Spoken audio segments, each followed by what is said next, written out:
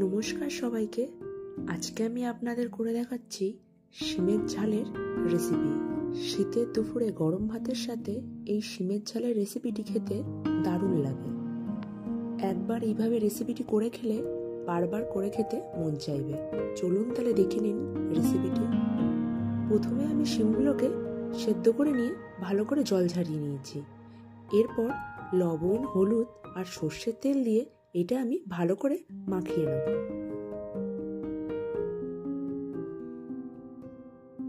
এরপর আমি শিমগুলোকে ভেজে নেব।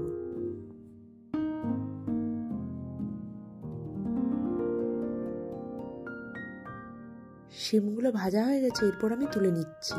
এরপর আমি বাকি শিমগুলো একইভাবে ভেজে নেব। এরপর আমি সর্ষের তেলের মধ্যে কালো জিরে দিচ্ছি, কয়েক কোয়া রসুন থেতো করে রেখেছিলাম সেটাও দিয়ে দিচ্ছি, কয়েকটা গোটা কাঁচা লঙ্কা দিচ্ছি, দিয়ে এটা আমি একটু ভেজে নেব।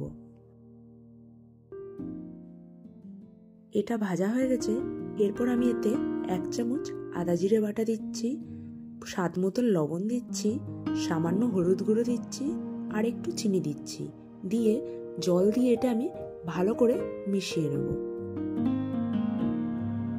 জল দিয়ে মেশানোর পরে আমি আরেকটু পরিমাণ মতন জল দিয়ে দেবো। এটা ফুটবে।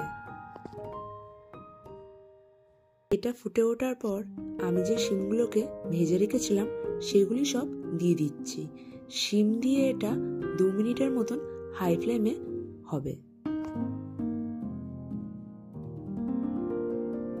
2 মিনিট পরে আমি সাদা সর্ষে, কালো সর্ষে, পোস্ত আর একটা কাঁচা লঙ্কা দিয়ে একটা পেস্ট তৈরি করে রেখেছিলাম, সেটা দিয়ে দিচ্ছি। আপনারা আপনাদের পরিমাণ মতন এটি ব্যবহার করতে পারেন। এরপর এটি আরও 2 মিনিটের মতন হাই ফ্লেমে হবে। 2 মিনিট পর রেসিপিটি একদমই আমার কমপ্লিট হয়ে গেছে। এরপর আমি একটু লেবুর রস দিয়ে নাড়াচাড়া করে নামিয়ে দেবো। আপনারা এইরকম শিমের ঝাল অবশ্যই একবার করে খেয়ে দেখবেন। যা খেতে কতটা যে ভালো হয় একবার না করে খেলে আপনারা বুঝতেই পারবেন না।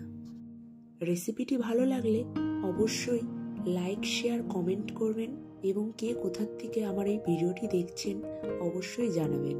সাথে নতুন নতুন রেসিপি দেখতে পাওয়ার জন্য আমার চ্যানেলটিকে সাবস্ক্রাইব করে দেবেন।